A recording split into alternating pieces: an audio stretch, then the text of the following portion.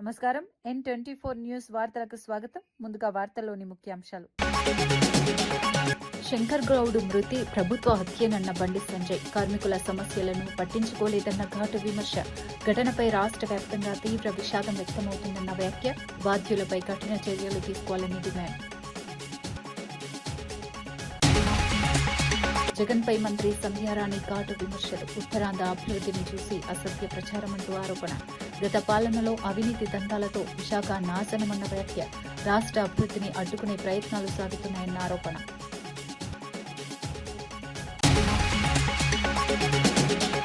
శంకర్ గౌడ్ మృతిపై కిరణ్ కుమార్ రెడ్డి దిగ్భ్రాంతి. కార్మికులు ఆవేశంతో ప్రాణాలు తీసుకోవద్దన్న విజ్ఞప్తి. చర్చల ద్వారానే సమస్యలు పరిష్కారం సాధ్యమన్న భరోసా.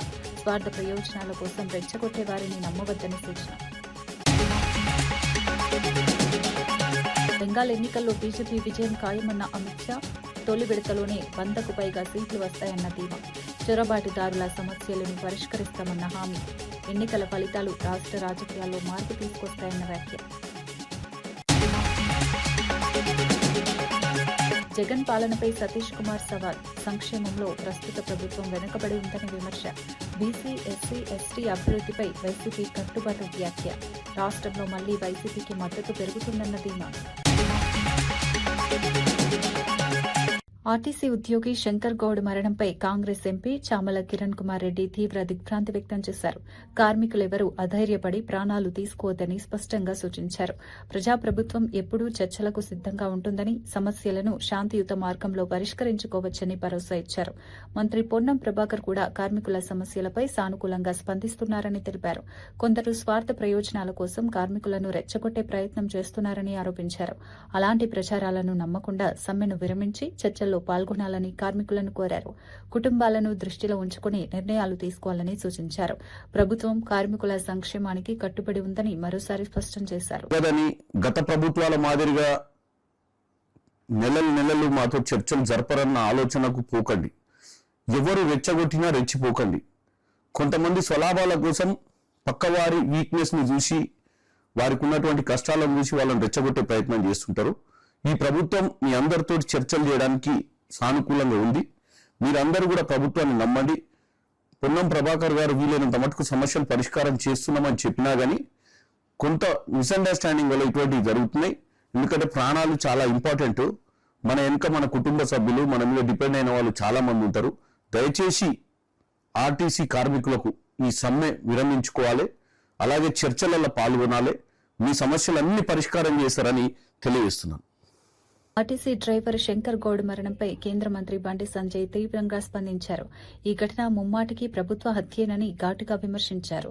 శంకర్ గౌడ్ మృతి రాష్ట్ర వ్యాప్తంగా తీవ్ర విషాదాన్ని కలిగించిందని, తెలంగాణ సమాజమంతా బాధపడుతోందని అన్నారు. ఆర్టీసీ కార్మికులు ఎన్నో సమస్యలతో అల్లాడుతున్నప్పటికీ ప్రభుత్వం పట్టించుకోవడం లేదని ఆరోపించారు. కార్మికుల సమస్యలను పరిష్కరించడంలో ప్రభుత్వం విఫలమైందని విమర్శించారు. ఇలాంటి ఘటనలు మళ్లీ జరగకుండా వెంటనే చర్యలు తీసుకోవాలని డిమాండ్ చేశారు. ఇది సెంటిమెంట్ డెడ్ బాడీ తీసుకోవడం.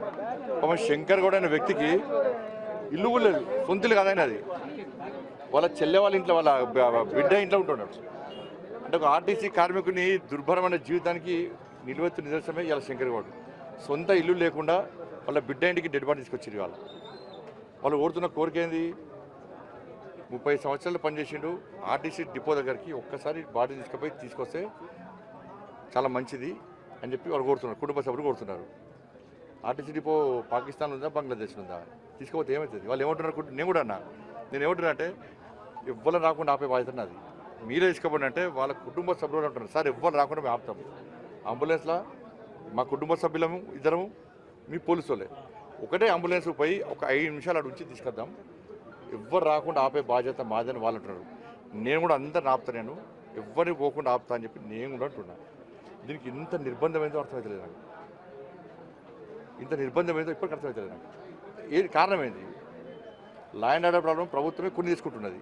లాస్ట్కి ఏమంటున్నారు? వాళ్ళ అబ్బాయి ఏమంటున్నాడు? దాన సంస్కరణ చేయ రేవంత్ రెడ్డి గారు వచ్చి చేసుకోమని చెప్పంటున్నారు. డెడ్ బాడీ తీసుకోమని మీరే చేసుకోండి చెప్పంటున్నారు.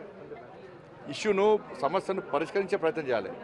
ప్రభుత్వం మొండిపడుతున్న పోతే ఇంకా ఇబ్బంది వస్తుంది. రేపు ఈ సమస్య ఇంకో రకంగా పోయే ప్రమాదం ఉంటుంది. ఇప్పుడు మేము కూడా సంధానించినాము.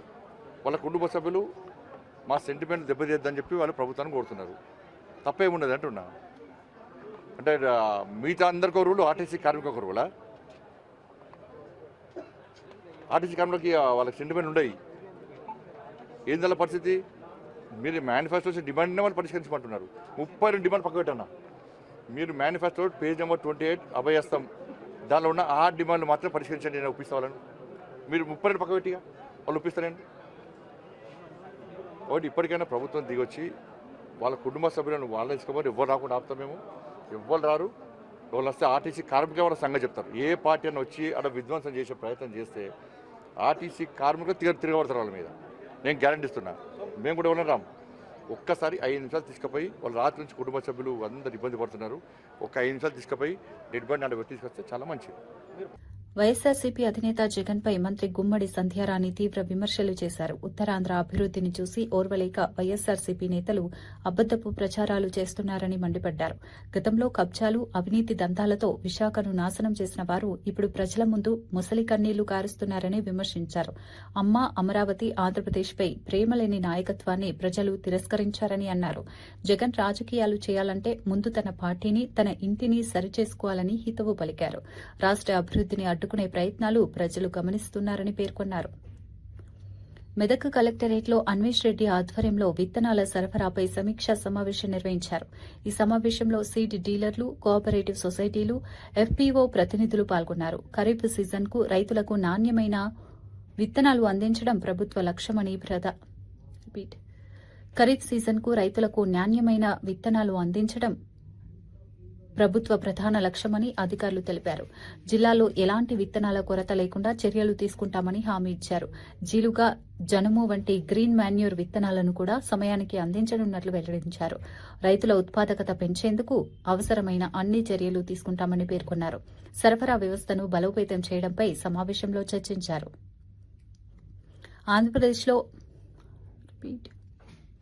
ఆంధ్రప్రదేశ్లో పెట్రోల్, డీజిల్ సరఫరాపై నెలకొన్న అనుమానాలపై ట్రేడర్స్ స్పష్టత ఇచ్చారు. ఆయిల్ కంపెనీలు సరఫరా తగ్గించడంతో కొన్ని ప్రాంతాల్లో తాత్కాలిక కొరత ఏర్పడిందని తెలిపారు. అయితే ఈ సమస్యను పరిష్కరించేందుకు కంపెనీలు ఈ నెలలో అదనంగా 10% సరఫరా చేయడానికి అంగీకరించాయని వెల్లడించారు. ఇకపై ఎలాంటి కొరత ఉండదని, ప్రజలు ఆందోళన చెందాల్సిన అవసరం లేదన్నారు. సరఫరా సమస్యలు ఎదురైతే డీలర్లు 1967 హెల్ప్ లైన్ కు కాల్ చేయాలని సూచించారు. ప్రభుత్వం పరిస్థితిని సమీక్షిస్తూ చర్యలు తీసుకుంటుందని తెలిపారు. అందరూ చూస్తున్నారే, ఈరోజు ఏదైనా ప్రతిదీ కూడా ఐటీ హబ్ అంటే విశాఖపట్నం కనిపిస్తుంది. విశాఖపట్నంలో అందరూ కూడా మంచి వాళ్ళు అని అందరికీ తెలుసు. ఆ మంచితనాన్ని మీరు చాలా దౌర్జన్యాలు చేసి వాళ్ళందరినీ భయభ్రాంతులు చేసి విశాఖపట్నాన్ని దౌర్జన్యంగా దోచుకున్నారే మీ జగన్మోహన్ రెడ్డి అనుచరులు. ఈ రోజు ఇంకా మళ్ళీ ఉత్తరాంధ్ర గురించి మొసర కన్నీళ్లు కారుస్తున్నారు కదా. ఈ రోజు మళ్ళీ చంద్రబాబు నాయుడు గారు ఈరోజు అనకాపల్లిలో ఇంకొక శంకుస్థాపన జరుగుతుంది. మీకు ఇవన్నీ కనిపించట్లేదా? ఇవన్నీ చూడలేకపోతున్నారా? లేకపోతే ఇవన్నీ చూసి కడుపు మంటతో మాట్లాడుతున్నారా? అసిడిటీ చాలా ఎక్కువ వచ్చేస్తుందండో మీకు అందరికీ. కాకపోతే చూసుకోండి, ఉన్నటువంటి మంత్రులు కానీ, అక్కడున్న ప్రజాప్రతినిధులు కానీ, మిగిలిన వాళ్ళందరూ కూడా ఉత్తరాంధ్రాని పూర్తి స్థాయిలో అభివృద్ధి చెయ్యాలని ఒక కంకణం కట్టుకొని ముందుకెళ్తున్నటువంటి బ్యాచ్ మేమంతా. ఉత్తరాంధ్రాని డెవలప్ చేయాలి అని ఈరోజు మీ హయాంలో పూర్తిగా ఎంతో మందికి విశాఖ ఉక్కు, ఆంధ్రుల హక్కు అనుకున్న విశాఖపట్నాన్ని మీరు అక్కడ ఉన్నటువంటి స్టీల్ ప్లాంట్ని క్లోజ్ చేసి పడేశారు. మీరు వాళ్ళందరూ రోడ్డు మీదకి వచ్చే పరిస్థితి తీసుకొచ్చారు.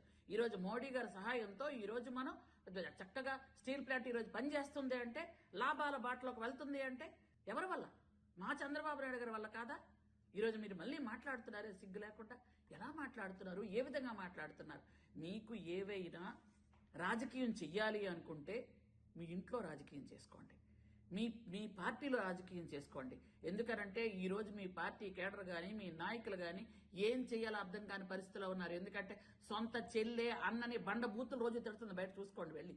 ఆవిడ ఎలా తిడుతుందో, ఏం మాట్లాడుతుందో, ఏం చెప్తుందో, ఇంట్లో విషయాలు ఏం బయట పెడుతున్నా ముందు అవి ఇంట్లో పరిస్థితి చక్కబెట్టుకొని బయటకు రండి అయ్యా. ఎందుకు అనవసరంగా వైజాగ్ గురించి మాట్లాడతారు మీరు?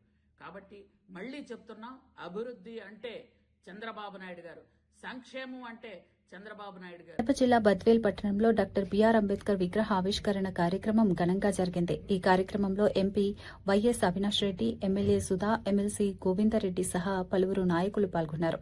పాత విగ్రహాన్ని తొలగించి నూతన కాంస్య విగ్రహాన్ని ప్రతిష్ఠించడం ప్రత్యేక ఆకర్షణగా నిలిచింది.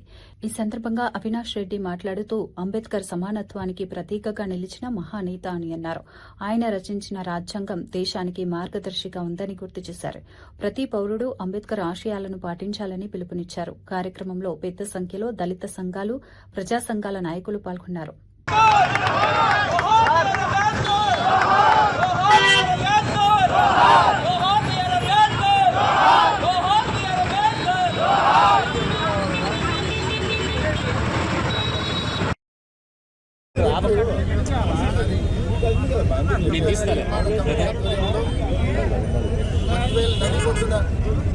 ఇవాళ డాక్టర్ బిఆర్ అంబేద్కర్ గారి విగ్రహావిష్కరణ కార్యక్రమం చేయడం జరిగింది.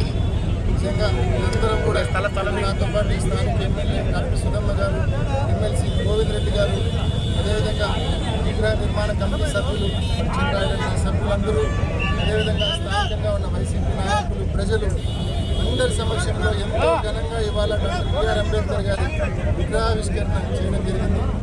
నిజంగా సమాజంలో సువర్ణ అక్షరాలతో లిఖించబడినటువంటి రోజుగా మేము అభివర్ణించుకుంటున్నాము.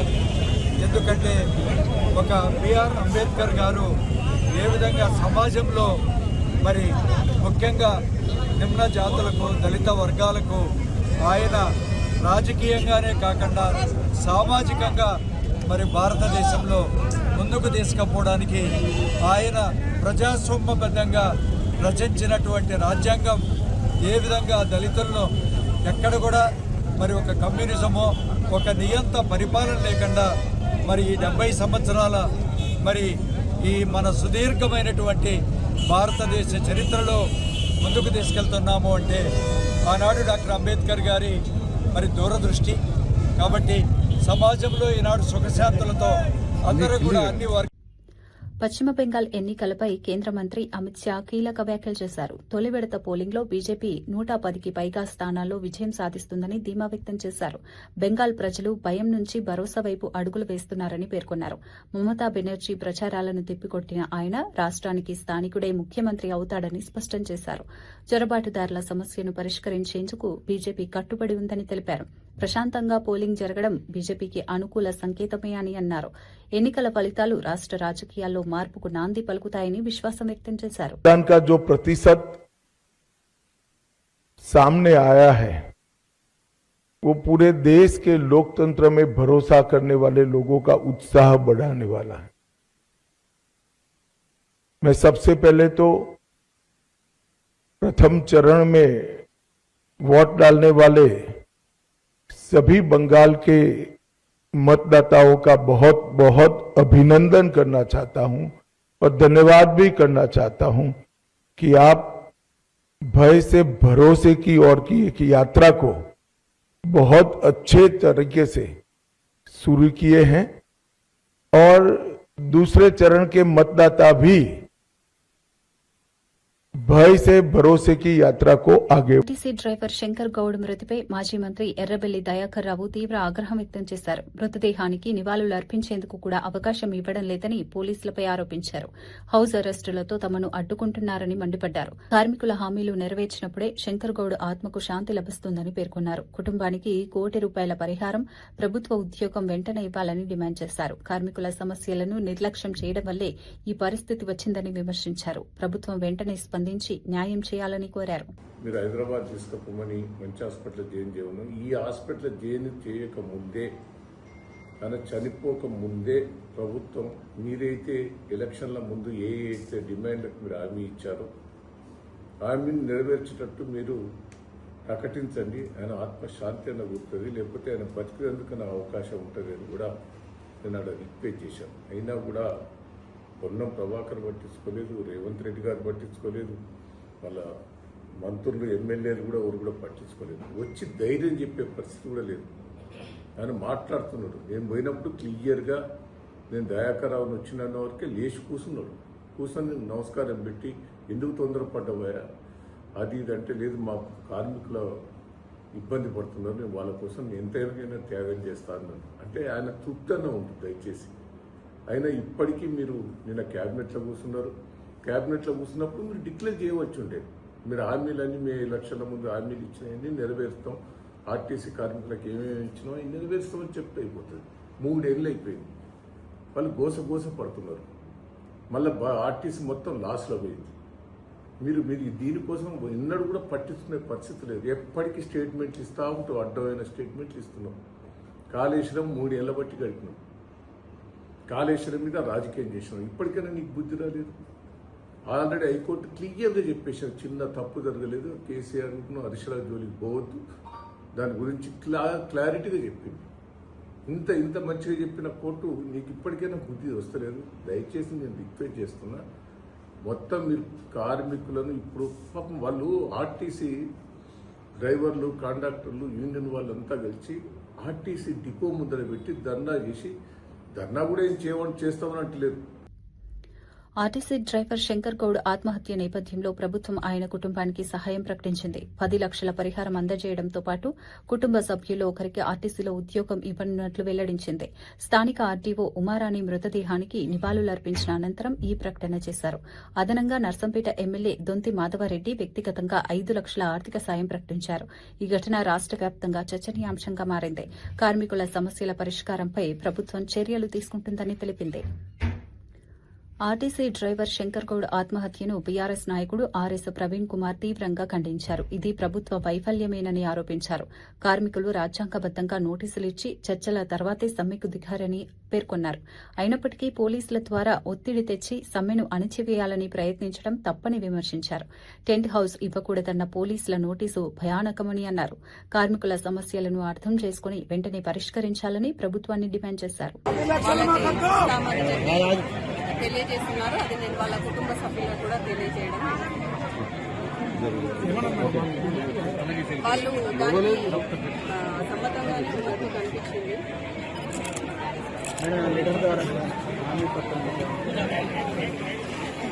ఒకసారి వాళ్ళు బస్ స్టాండ్ తీసుకెళ్లి నివాళులు అర్పించాలని చెప్పి అవకాశం కల్పించాలంటున్నారు వాళ్ళు. ఆప్ ఎంపీ రాఘవ్ చద్దా తన సొంత పార్టీపై సంచలన వ్యాఖ్యలు చేశారు. తనను తన పార్టీనే మౌనం పాటించాల్సిన పరిస్థితికి నెట్టిందని ఆవేదన వ్యక్తం చేశారు. గత 15 ఏళ్లుగా పార్టీ కోసం కష్టపడి పనిచేసినప్పటికీ ఇప్పుడు పార్టీ మార్గం తప్పిందని అన్నారు. దేశ ప్రయోజనాల కోసం కాకుండా స్వార్థ ప్రయోజనాల కోసం పనిచేస్తుందని విమర్శించారు. పార్టీ లోపలి పరిస్థితులపై అసంతృప్తి వ్యక్తం చేస్తూ తనకు ఇప్పుడిప్పుడే నిజం అర్థమవుతోందని చెప్పారు. ఈ వ్యాఖ్యలు రాజకీయ వర్గాల్లో పెద్ద చర్చకు దారితీశాయి. तब मैं कुछ बोलता नहीं था, मैं प्रयास कर रहा था कि चीजें बेहतर हों, लेकिन आज मैं आपको असल कारण बताता हूं कि क्यों मैंने पार्टी की गतिविधियों से अपने आप को अलग कर लिया। और उसका कारण यह है क्योंकि मैं उनके गुनाह में शामिल नहीं होना चाहता था, मैं उनकी दोस्ती के काबिल नहीं था क्योंकि मैं उनके गुनाह में शामिल नहीं था।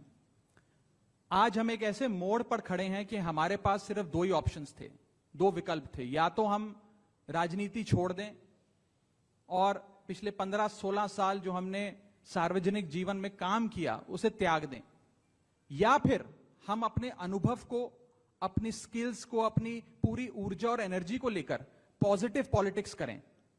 इसीलिए हमने ये डिसाइड किया that we the 2/3 members of parliament of the belonging to the Aam Aadmi Party in Rajya Sabha exercise the provisions of the Constitution of India and merge ourselves with the BJP. हम BJP में विलय करते हैं।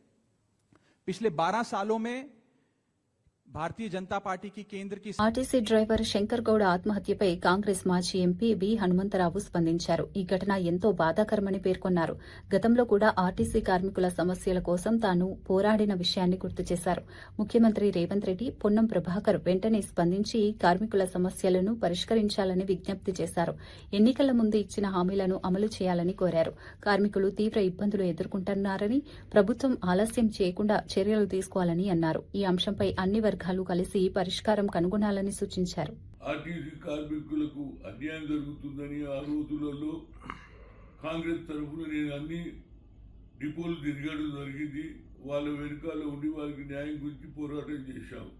మన ప్రభుత్వం వచ్చిన తర్వాత మరి వాళ్ళకి ఏదైతే హామీలు ఇచ్చినాయో అది పూర్తి చేయడానికి ఫర్దర్గా ఇలాంటి డ్యామేజ్ జరగకుండా, ఇలాంటి ఆత్మహత్యలు జరగకుండా చూడాలంటే మీరు 10 లక్షలు ఏదైతే ఎక్స్గ్రేషియా ఇచ్చారో దానితో పాటు వాళ్ళ కుటుంబ సభ్యులు ఎవరికొకరికి ఆర్టీసీలో ఉద్యోగం ఇవ్వాలి. వాళ్ళు ఏమంటున్నారంటే ఇది ప్రభుత్వం ఏదైతే ప్రైవేట్ సంస్థ, ఎప్పుడన్నా మీరు తీసేస్తే మా సంగతి ఏదని వాళ్ళ ఏది లోపల వాళ్ళకు ఒక బాధ ఉన్నది. దాని మీదనే వాళ్ళ ప్రభుత్వంతో వాళ్ళ ఉద్దేశం ఏంటంటే ఇది ప్రభుత్వ రంగంలో ప్రభుత్వ దాంట్లో ఏదైతే మిగతా ఉద్యోగాలంటూ మాకు సరి అయిన న్యాయం జరగాలని ఆలోచన చేసి ఈ ఉద్యమంలో చనిపోయాడు కాబట్టి రాష్ట్ర ప్రభుత్వం ఇవాళ ఇమీడియట్గా 10 లక్షల ఎక్స్గ్రేషియా ఇచ్చారు. అదే దాంతోపాటు తప్పనిసరిగా వాళ్ళ కుటుంబ సభ్యులకు ఒకరికి ఉద్యోగం ఇవ్వాలి. అదేవిధంగా ఇది పర్మనెంట్ సొల్యూషన్. ఫర్దర్గా ఇక ముందు ఏవైతే ఆత్మహత్య జరగకుండా కండక్టర్లను, డ్రైవర్లను, అందులో పనిచేసే ప్రతి వ్యక్తికి కూడా న్యాయం చేయాలంటే రాష్ట్ర ప్రభుత్వం, ముఖ్యమంత్రి గారు, అదేవిధంగా ఆర్టీసీ మినిస్టర్ అయినటువంటి పొన్నం ప్రభాకర్ గారికి విజ్ఞప్తి చేస్తున్నా. ఫర్దర్గా ఇలాంటి కాకుండా ఇది తొందరగా మనం ఎన్నికల ముందు ఏం చెప్పామో ఆలోచన చేసి దాని ప్రకారంగా వారికి సరైన న్యాయం చేస్తే బాగుంటుంది. ఫర్దర్గా ఇంకా ముందు కూడా ఇలాంటి ఉద్యమాలు జరుగుతుంటే మరి ప్రజలలో మనకు ప్రభుత్వం వచ్చినాక మరి ప్రజలలో కూడా కొత్త ఆలోచన వస్తుంది. దానికంటే ముందు ఈ ప్రభుత్వం వారి గురించి ఆలోచన చేసి ఏది వాళ్ళ యూనియన్ లీడర్లను అందరినీ పిలిచి కూర్చోబెట్టి సరి అయిన న్యాయం చేసి ఫర్దర్గా ఎలాంటి ఆత్మహత్యలు జరగకుండా చూడాలని ఒక సీనియర్ నాయకుడుగా, ఒక బీసీ నాయకుడుగా వారి రాష్ట్ర ప్రభుత్వాన్ని రిక్వెస్ట్ చేస్తున్నాను. తప్పనిసరిగా ముఖ్యమంత్రి గారితో, అదేవిధంగా ఆర్టీసీ మినిస్టర్తో హైదరాబాద్ పోయిన తర్వాత వాళ్ళతో మాట్లాడతా ఏదైనా నా ప్రగాఢ సంతాపం భగవంతుడు వాళ్ళ కుటుంబ సభ్యులకు ఆయుధారోగ్యాలు ఇవ్వాలని కోరుతున్నా. వైఎస్ఆర్సీపీ ప్రధాన కార్యదర్శి ఎస్వి సతీష్ కుమార్ రెడ్డి రాష్ట్ర ప్రభుత్వంపై తీవ్ర విమర్శలు చేశారు. అట్టడుగు వర్గాల అభివృద్దికి జగన్ చేసిన కృషిని గుర్తు చేస్తూ ప్రస్తుత ప్రభుత్వం అదే స్థాయిలో పనిచేయలేదని అన్నారు. జగన్ పాలనలో తీసుకున్న సంక్షేమ కార్యక్రమాలను ప్రస్తావిస్తూ కనీసం 10% ప్రస్తుత ప్రభుత్వం అమలు చేసిందా అని సవాల్ విసిరారు. బీసీ, ఎస్సీ, ఎస్టీ వర్గాల అభివృద్ది కోసం వైఎస్ఆర్సీపీ కట్టుబడి ఉందని తెలిపారు. ప్రజలు నిజాలను గుర్తించాల్సిన అవసరం ఉందని అన్నారు. నువ్వేమన్నా ఛాంపియన్ ఏమన్నా బీసీలకు? నువ్వేం చేస్తావు బీసీలకు? నువ్వు ఒకసారి పోయి చూడు. ఈల లక్కప్ప అని చెప్పి మడకసిరిలో క్యాండిడేట్ ఇచ్చాడు జగన్మోహన్ రెడ్డి. అతనికి ఒక ఉపాధి హామీకి పోయేటువంటి దాంట్లో చిన్న నౌకరీ చేస్తాడు. క్యాండిడేట్గా పెట్టి ఆయనకు అయ్యేటువంటి ప్రతి పైసా ఖర్చు కూడా పార్టీనే భరించే రోజు పెట్టింది. మైలవరంలో ఒక బీసీ క్యాండిడేట్కి తీసుకొని పోయి ఇచ్చినారు ఒక జెడ్పీటీసీ స్థాయి వ్యక్తికి. ఆఖరికి ఆయనకు వాహనం తిరిగేదానికోసం కూడా మా పార్టీ నాయకుడే పెట్టుకొని క్యాండిడేట్గా పెట్టి అన్ని రకాలుగా మా పార్టీ అభ్యర్థిని మేము బలోపేతం చేసే ప్రయత్నం చేసినాం.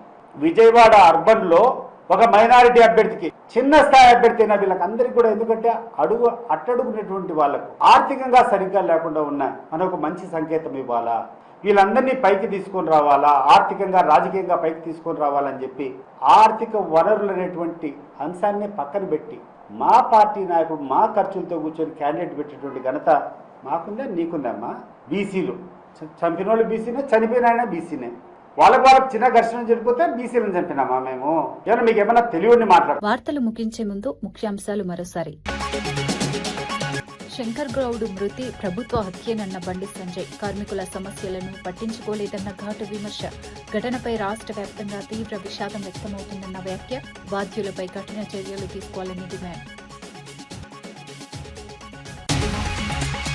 జగన్పై మంత్రి సంధ్యారాణి ఘాటు విమర్శలు. ఉత్తరాంధ్ర అభివృద్ధిని చూసి అసత్య ప్రచారమంటూ ఆరోపణ. గత పాలనలో అవినీతి దందాలతో విశాఖ నాశనమన్న వ్యాఖ్య. రాష్ట్ర అభివృద్ధిని అడ్డుకునే ప్రయత్నాలు సాగుతున్నాయన్న ఆరోపణ.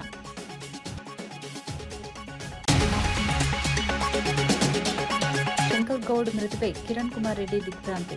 కార్మికులు ఆవేశంతో ప్రాణాలు తీసుకోవద్దన్న విజ్ఞప్తి. చర్చల ద్వారానే సమస్యలు పరిష్కారం సాధ్యమన్న భరోసా.